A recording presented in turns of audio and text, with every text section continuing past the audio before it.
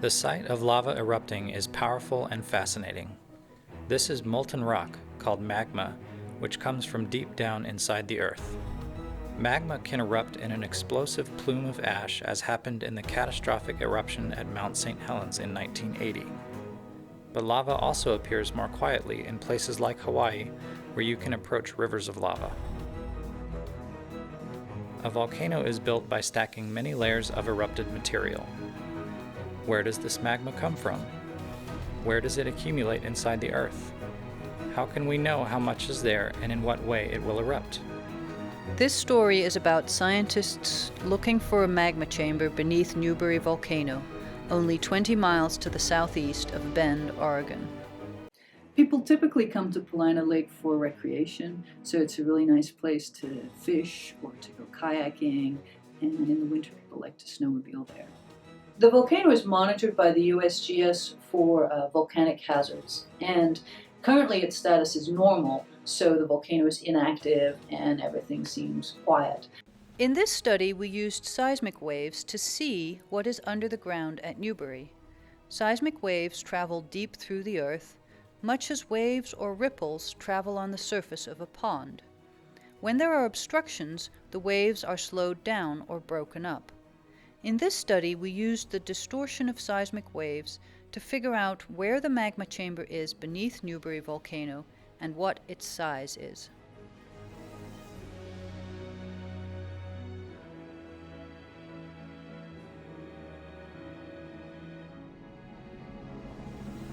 Newberry is a large shield volcano located 40 miles east of the Cascade Mountains.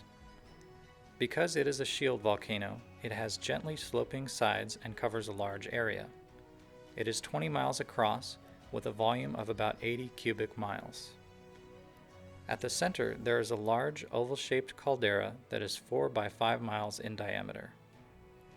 The caldera formed when a large explosive eruption emptied the magma chamber, which then collapsed. Inside Newberry's caldera are Paulina Lake and East Lake, and also many volcanic cones and lava flows. The visitor center is close to where Paulina Creek cuts through the walls of the caldera and drains through a narrow gorge to the west. Several features suggest that there is still magma beneath Newberry Volcano. First, there are hot springs around both Paulina Lake and East Lake. At times, the hot springs are too hot to bathe in and must be mixed with the cold lake water to be comfortable.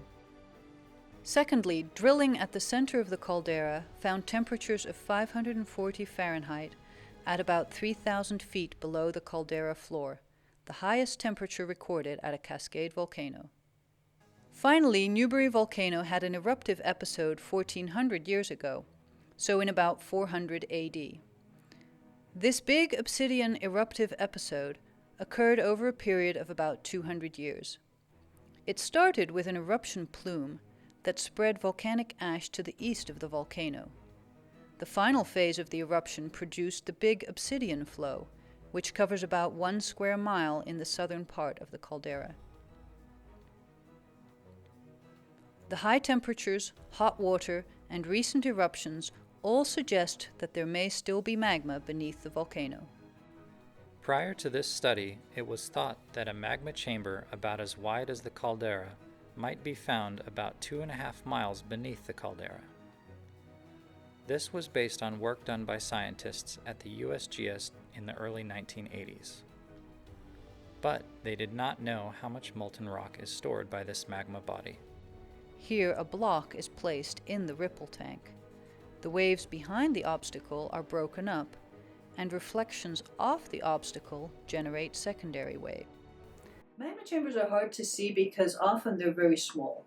And so scientists typically just look at how they slow down seismic energy. But that wavefront heals when it comes back out of the magma chamber. And so our study really was different because we looked at the disruption of the seismic waves and later revivals that come in because the wave is disrupted.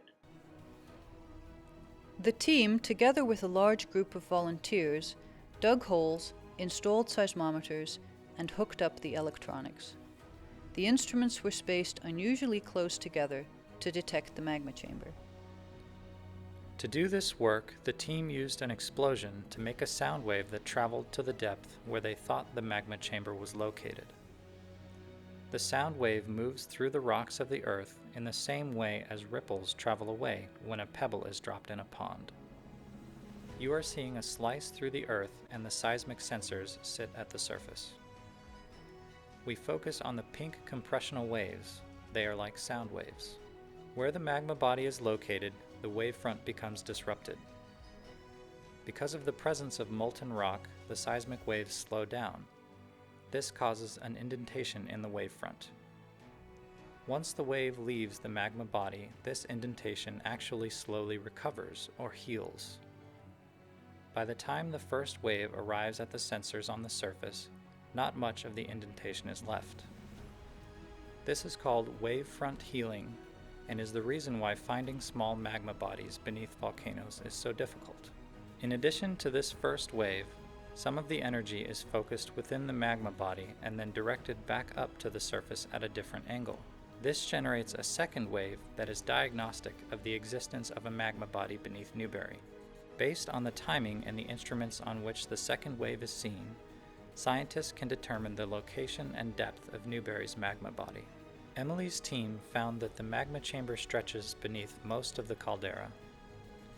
The magma chamber is just over 2 miles below the surface, and it contains between 0.2 and 1.2 cubic miles of magma. Emilie's team collected the raw data from the sensors and loaded it into applications that interpret the very basic numbers the sensors were recording. The team plotted the seismic data and studied the vertical motions that the sensors measured. In a software program used to invert the arrival times of the first waves, the team painted a basic picture of the magma chamber beneath the Newberry caldera. Then, using the second wave, the team discovered a small, shallow magma chamber under Newberry and wrote a paper about these findings that appeared in a scientific journal. Emilie wanted a better visualization of her computations, so she contacted 2 students studying digital arts at the University of Oregon and asked the students to help. The students loaded the data from the computations into their 3D animation software and began to build a better-looking model of the magma chamber. Now we can more accurately visualize the size and shape of the magma body beneath the surface of the Newberry caldera. In this work, Emilie's team used a new method to better detect small magma bodies.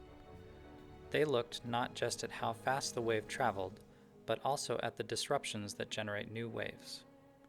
There is not very much magma, but it is relatively shallow. So our study is useful to scientists and decision makers because if the volcano becomes more active, for example, there are a number of earthquakes, then knowing where the magma is and how much there is can help policymakers and decision makers decide what the earthquakes mean for the potential eruption and how large that eruption might be.